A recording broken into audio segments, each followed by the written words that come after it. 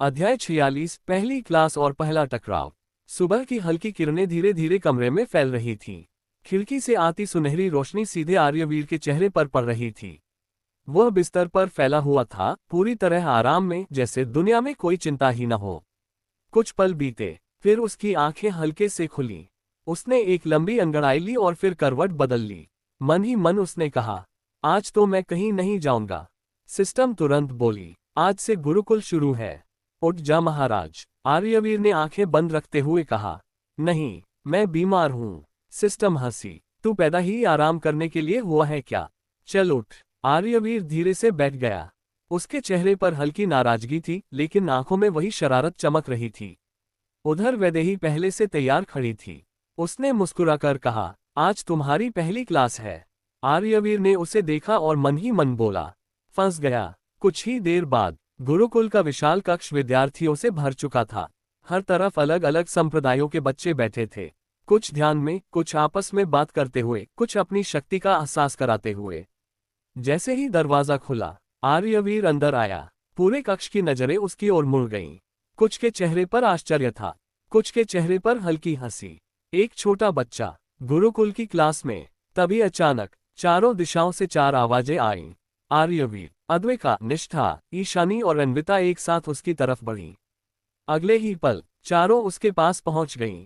अद्वैका ने उसका हाथ पकड़ा। यह मेरे पास बैठेगा। निष्ठा बोली, नहीं, यह मेरे पास रहेगा। ईशानी ने मुस्कुराकर कहा, आज यह मेरे साथ बैठेगा।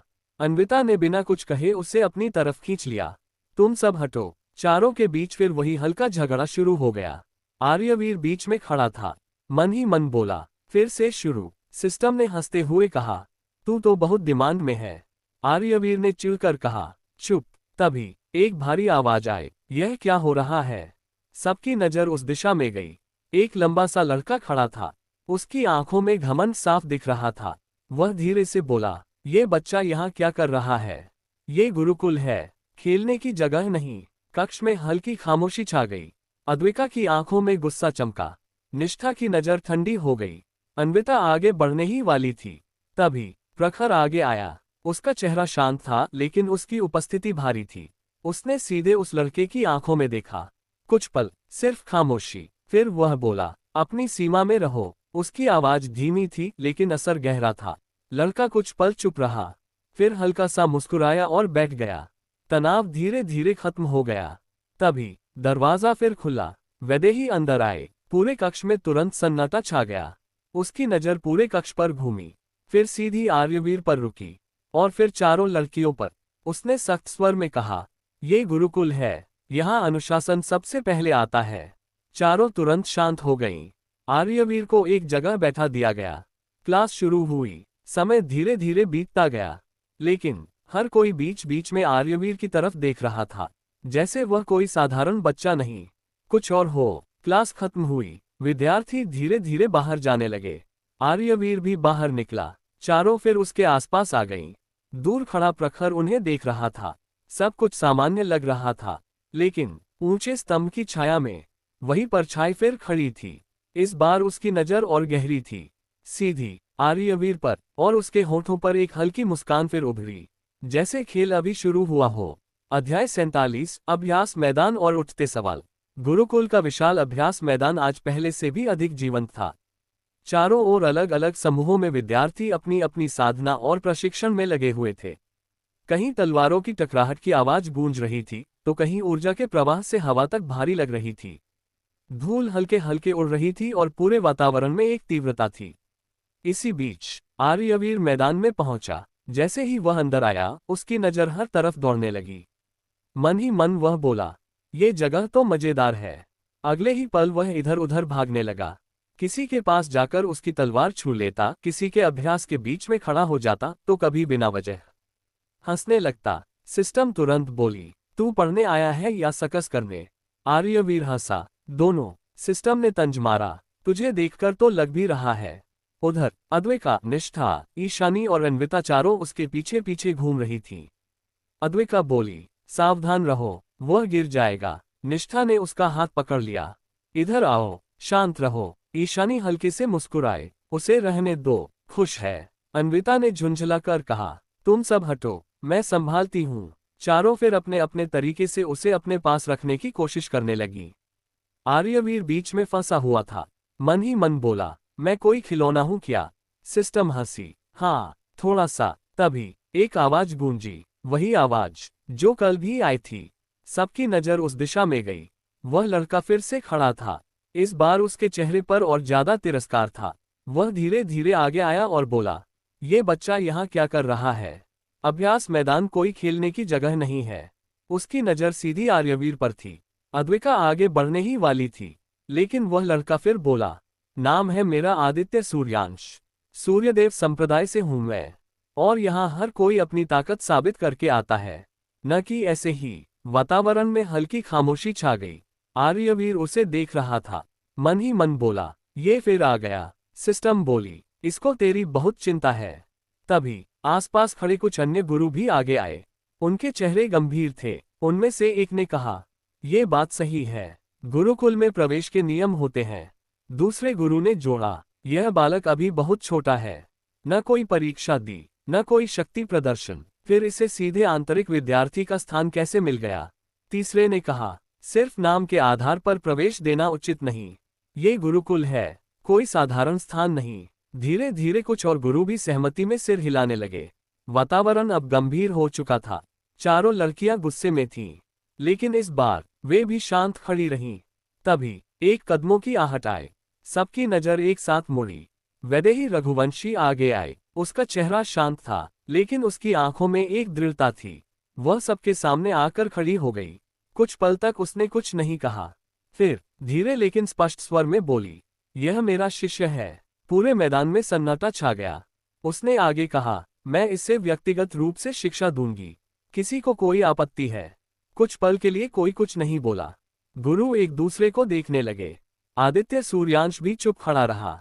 किसी ने विरोध नहीं किया, लेकिन उनके चेहरे बता रहे थे कि बात यही खत्म नहीं हुई है। वे मन ही मन सहमत नहीं थे, बस अभी के लिए शांत थे। वैदेही ने बिना और कुछ कहे आर्यवीर को अपनी गोद में उठा लिया। उसकी नजर एक बार फिर सब पर गई, फिर वह मुड़कर वहां से चली गई।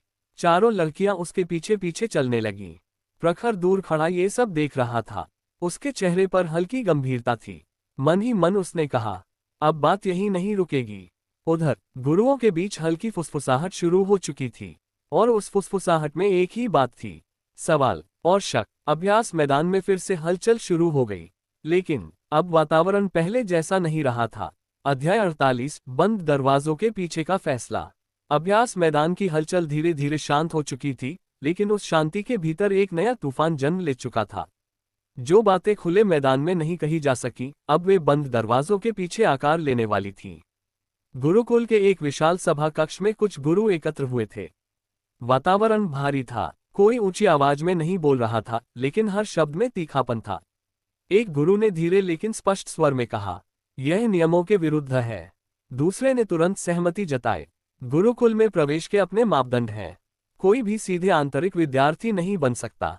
तीसरे गुरु ने कुर्सी पर थोड़ा आगे झुकते हुए कहा, वह बालक है, न उसने कोई परीक्षा दी, न कोई शक्ति दिखाई, फिर उसे यह स्थान कैसे मिल गया? कुछ क्षणों के लिए खामोशी छा गई। फिर एक और आवाज उठी, ये केवल प्रभाव का परिणाम है। कमरे में बैठे कई गुरु एक दूसरे को देखने लगे। किसी ने सीधे नाम नहीं लिया, लेकिन संकेत स्पष्ट था, रघुवंशी परिवार। एक गुरु ने धीमे स्वर में कहा, अगर आज हम चुप रहे तो कल नियमों का कोई अर्थ नहीं बचेगा। दूसरे ने कहा, सूर्यदेव संप्रदाय इस विषय पर चुप नहीं बैठेगा। वातावरण और गंभीर हो गया। कुछ गुरु चुप थे, उनकी आंखों में असहमति थी, लेकिन होंठ बंद थे। शायद डर था, शायद समय का इंतजार। इसी बीच गुरुकुल के एक शांत कक्ष में वैदेही रघुवंशी बैठी थी। उसकी गोद में आर्यवीर आराम से लेटा हुआ था। उसके चेहरे पर वही मासूमियत थी, वही बेफिक्री, जैसे बाहर की दुनिया से उसका कोई संबंध ही न हो। वह अपनी उंगलियों से वैदेही के वस्त्र को खींच रहा था, कभी इधर देखता कभी उधर। मन ही मन बोला, यहाँ तो आराम है, उधर सब क्यों परेशान है? सिस्टम धीरे से बोली, तेरे कारण ही सब परेशान है। आर्यवीर ने चौंक कर कहा, मैंने क्या किया? सिस्टम ने तंज मारा, कुछ नहीं, बस पैदा हो गया। आर्यवीर ने मुंह बनाया, तो मैं वापस चला जाऊं क्या? सिस्टम हंसी, अब देर हो चुकी है। आर्यवीर फिर मुस्कुरा दिया, जैसे उसे इन बातों से कोई फर्क ही न पड़ता हो। वैदेही चुपचाप उसे देख रही थी। उसकी आंखों में एक हल्की चिंता थी। वह जानती थी कि बात अब यहीं नहीं रुकेगी। उसने धीरे से आर्यवीर के सिर पर हाथ फेरा, जैसे उसे हर खतरे से बचाने का वादा कर रही हो। उधर गुरुकुल के दूसरे हिस्से में प्रखर अकेला खड़ा था। उसकी नजर दूर क्षितिज की ओर थी। उसका चेहरा शांत था, लेकिन मन में विचारों का तूफान चल रहा था। वह सब समझ चुका था। विरोध बढ़ रहा है, सवाल उठ रहे हैं, और इन सब का केंद्र आर्यवीर। उसने धीरे से आंखें बंद की, मन ही मन बोला, अब और सावधान रहना होगा। उसकी मुट्ठी हल्के से भींच गई, जैसे उसने कोई निर्णय ले लिया हो। उसी समय गुरुकुल के सबसे ऊंचे स्तंभ के पीछे वह छाया फिर प्रकट हुई। इस बार वह पहले से थोड़ी स्पष्ट थी, लेकिन फिर भी पहचान से परे। उसकी नजर सीधी उसी दिशा में थी जहां आर्यवीर था। कुछ पल तक वह स्थिर खड़ी रही, फिर उसके होठों पर एक हल्की मुस्कान आई, जैसे वह किसी योजना के सफल होने का इंतजार कर रही हो। गुरुकुल के भीतर सब कुछ सामान्य दिख रहा था, लेकिन बंद दरवाजों के पीछे लिए गए फैसले जल्द ही सब कुछ बदलने वाले थे। अध्याय 49 मौन स्वीकृति और छिपा हुआ तूफान। गुरुकुल का विशाल प्रांगण उस दिन सामान्य होते हुए भी असामान्य महसूस हो रहा था। सब कुछ अपनी जगह पर था, ऊंचे स्तंभ, विस्तृत अभ्यास स्थल, शिष्यों की नियमित गतिविधियां और अनुशासन से भरा वातावरण, लेकिन फिर भी हवा में एक अनकहा तनाव घुल चुका था। यह तनाव अचानक उत्पन्न नहीं हुआ था, बल्कि धीरे धीरे जन्म लिया था, ठीक उसी क्षण से जब कुछ गुरुओं ने आर्यवीर के गुरुकुल में प्रवेश पर प्रश्न उठाए थे। अब वह धीमी फुसफुसाहट खुली चर्चा में बदल चुकी थी और वातावरण में असहमति स्पष्ट दिखाई देने लगी थी। कुछ गुरु एक स्थान पर एकत्र खड़े थे। उनके चेहरे संयमित थे, पर उनकी आंखों में छिपा असंतोष स्पष्ट झलक रहा था। उनमें से एक ने धीमे किंतु स्पष्ट स्वर में कहा कि यह उचित नहीं है। केवल किसी शक्तिशाली संप्रदाय से होने के कारण किसी को सीधे गुरुकुल में प्रवेश देना परंपरा के विरुद्ध है। वह कुछ क्षण रुका, फिर उसकी दृष्टि दूर अभ्यास कर रहे विद्यार्थियों की ओर गई और उसने कहा कि वह भी मात्र 5 वर्ष का बालक है। उसके शब्दों ने जैसे अन्य लोगों के मन में छिपे विचारों को आवाज दे दी। दूसरे गुरु ने उसका समर्थन करते हुए कहा कि न उस बालक ने कोई परीक्षा दी है, न किसी प्रकार का शक्ति परीक्षण किया है, और न ही किसी ने उसे अभ्यास करते हुए देखा है। तीसरे गुरु ने गंभीरता से कहा कि यदि इस प्रकार नियमों को अनदेखा किया जाएगा, तो गुरुकुल की परंपरा का महत्व ही समाप्त हो जाएगा। धीरे धीरे और भी गुरु उस चर्चा का हिस्सा बनने लगे। कुछ खुलकर अपनी बात रख रहे थे, तो कुछ मौन रहकर भी सहमति जता रहे थे। वातावरण अब स्पष्ट रूप से भारी हो चुका था। ये केवल एक बालक के प्रवेश का प्रश्न नहीं रह गया था, बल्कि यह नियम, अधिकार और परंपरा के सम्मान का विषय बन चुका था। थोड़ी दूरी पर वैदेही रघुवंशी खड़ी थी। उसका चेहरा शांत था, लेकिन उसकी आंखों में एक कठोर स्थिरता आ चुकी थी। वह हर शब्द को ध्यान से सुन रही थी, हर भाव को समझ रही थी, लेकिन उसने अभी तक कोई प्रतिक्रिया नहीं दी थी। वह जानती थी कि यह समय भावनाओं में बहकर उत्तर देने का नहीं है, बल्कि सही क्षण की प्रतीक्षा करने का है। तभी अचानक पूरे वातावरण में एक सूक्ष्म परिवर्तन हुआ। हवा की गति धीमी पड़ गई, पेड़ों की पत्तियां स्थिर हो गईं, और एक अदृश्य दबाव पूरे प्रांगण में फैल गया। सभी की दृष्टि एक साथ गुरुकुल के मुख्य द्वार की ओर उठ गई। वहां एक व्यक्तित्व धीरे धीरे भीतर प्रवेश कर रहा था। उसकी चाल स्थिर थी, प्रत्येक कदम नपा हुआ था, उसमें न कोई जल्दबाजी थी और न कोई दिखावा, फिर भी उसकी उपस्थिति इतनी प्रभावशाली थी कि उसे अनदेखा करना असंभव था। उसकी आंखें गहरी और शांत थीं, मानो वह सामने उपस्थित हर व्यक्ति के भीतर तक देख सकता हो। वह थे आचार्य विष्णुगुप्त।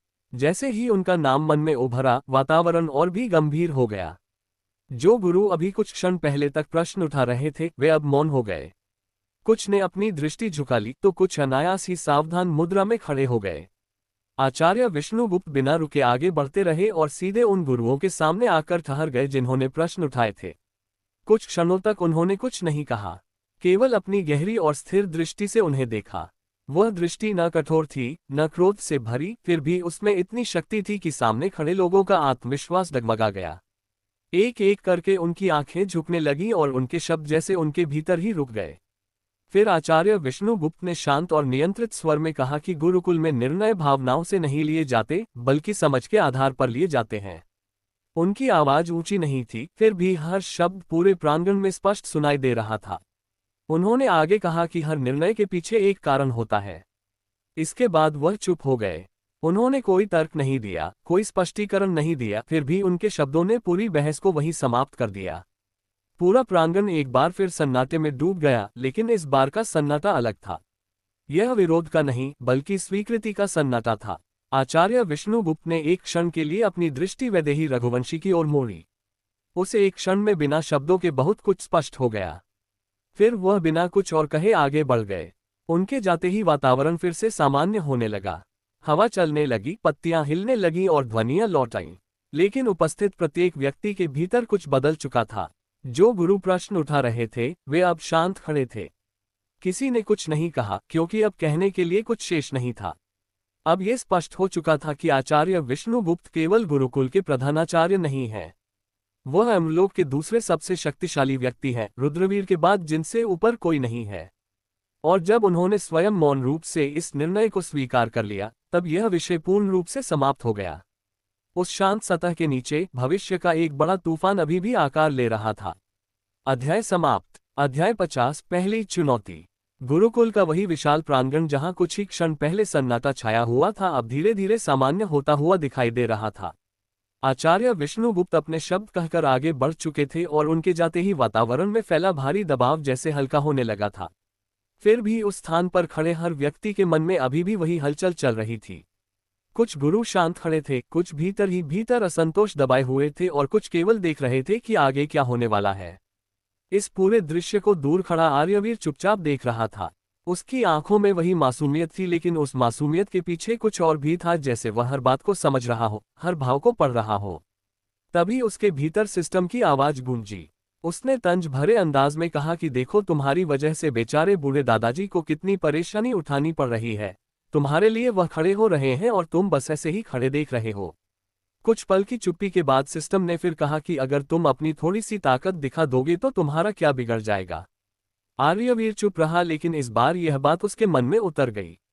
उसे सच में लगा कि बात तो सही है। उसने धीरे से नीचे देखा, फिर एक गहरी सांस ली और नंगे पांव आगे बढ़ने लगा।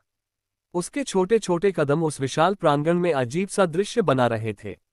चारों ओर खड़े लोग अब भी अपनी अपनी सोच में थे, लेकिन धीरे धीरे कुछ नजरें उसकी ओर जाने लगीं। वह उसी दिशा में बढ़ रहा था जहां कुछ क्षण पहले आचार्य विष्णुगुप्त गए थे। फिर अचानक उसने रुककर जोर से पुकारा कि आचार्य दादाजी, मेरी बात सुनो। उसकी आवाज मासूम थी, लेकिन साफ थी और पूरे प्रांगण में गूंज गई। आचार्य विष्णुगुप्त उस समय आगे बढ़ चुके थे, लेकिन उनका ध्यान अभी भी उसी प्रांगण पर था, और जैसे ही वह आवाज उनके कानों तक पहुंची, उनके कदम रुक गए। एक क्षण के लिए उनके चेहरे पर एक हल्की सी मुस्कान आई और फिर वह धीरे धीरे वापस मुड़े। उधर प्रांगण में सब लोग स्तब्ध रह गए थे। एक 5 साल का बच्चा गुरुकुल के प्रधानाचार्य को दादाजी कहकर बुला रहा था। ये दृश्य उनके लिए असंभव जैसा था। कुछ गुरुओं के चेहरे पर असहमति और भी गहरी हो गई और धीमी आवाजों में फुसफुसाहट फिर से उठने लगी। लेकिन तभी आचार्य विष्णुगुप्त वापस प्रांगण में आ चुके थे और उनकी उपस्थिति ने फिर से सबको शांत कर दिया। आर्यवीर उनके सामने खड़ा था, छोटा सा शरीर, लेकिन उसकी आंखें सीधी उनकी आंखों में देख रही थीं। आचार्य विष्णुगुप्त ने उसे देखा और हल्की मुस्कान के साथ बोले कि बोलो पुत्र। आर्यवीर ने हल्का सा सिर टेढ़ा किया और मासूम लेकिन सीधे स्वर में कहा कि दादाजी, आपको ऐसा नहीं लगता कि मैं कमजोर हूं? ये सुनते ही पूरा प्रांगण फिर से चुप हो गया। आचार्य विष्णुगुप्त की मुस्कान थोड़ी और गहरी हो गई। उन्होंने धीरे से कहा कि नहीं पुत्र, तुम बिल्कुल भी कमजोर नहीं हो। उन्होंने एक क्षण के लिए ठहरकर आगे कहा कि तुम उस व्यक्ति के पुत्र हो जिसे मैंने स्वयं शिक्षा दी है। कुछ गुरु चौंक गए। उन्होंने आगे कहा कि शायद तुम्हें न पता हो, लेकिन तुम्हारे पिता मेरे ही शिष्य रहे हैं। आर्यवीर ने हल्का सा मुस्कुराते हुए सिर हिलाया, फिर वह बोला कि तो एक काम करते हैं दादाजी। उसकी आवाज अब भी शांत थी, लेकिन उसमें एक अलग ही स्पष्टता थी। उसने कहा कि आप मेरी शक्ति का परीक्षण कर लीजिए। ये सुनते ही सभी गुरु एक दूसरे की ओर देखने लगे। आर्यवीर ने आगे कहा कि मैं चाहता हूं कि कोई भी यह न कहे कि आपने मुझे केवल इसलिए गुरुकुल में स्थान दिया क्योंकि आप मेरे पिता के गुरु थे। अब पूरा प्रांगण पूरी तरह शांत हो चुका था। कुछ क्षणों के लिए कोई कुछ नहीं बोला। कई गुरुओं के मन में एक ही विचार था कि एक 5 साल का बच्चा परीक्षा देना चाहता है। आचार्य विष्णुगुप्त ने ध्यान से उसकी आंखों में देखा, गहराई से, जैसे उसके भीतर तक झांक रहे हों। और उन्हें वहां कुछ दिखाई दिया। सिर्फ मासूमियत नहीं, सिर्फ जिद नहीं, बल्कि सच्चाई। कुछ पल की खामोशी के बाद उनके चेहरे पर एक हल्की संतोष भरी मुस्कान आई। उन्होंने धीरे से कहा कि ठीक है बस इतना ही, लेकिन यह एक शब्द आने वाले समय का संकेत था। गुरुकुल में एक नई परीक्षा शुरू होने वाली थी और ये परीक्षा सिर्फ एक बालक की नहीं बल्कि पूरे अमलोक की सोच को बदलने वाली थी। अध्याय समाप्त।